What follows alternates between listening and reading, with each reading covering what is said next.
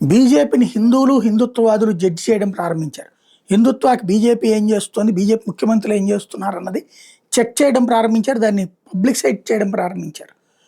ఇప్పుడు ఈ బక్రీద్ సందర్భంగా నడి రోడ్ల మీద నమాజులు ఆపడము, ఓ సిస్టమేటిక్గా ఆ జంతు బలుల్ని ఆపడము, ఆవుల్ని చంపకుండా ఆపడము, ఇట్లాంటిదే కావాల్సినటువంటిది. అది చెయ్యగలిగింది ధైర్యంగా చేసినటువంటి వాళ్ళు బీజేపీ పాలిత రాష్ట్రాల్లో కూడా కేవలం ముగ్గురే.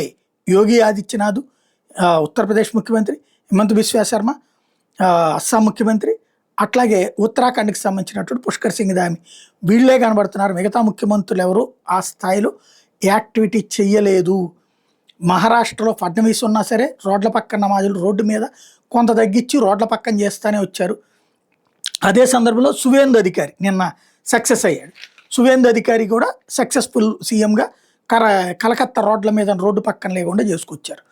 ఈ నలుగురి వరకు ప్రస్తుతానికి వీళ్ళలో పుష్కర్ సింగ్ ధామి కొంత తగ్గింది, మొన్న ఆశించినంత జరగట్లేదు అన్నటువంటిది జడ్జ్ చేస్తూ ఇప్పుడు పోస్టులు పెడుతున్నారు.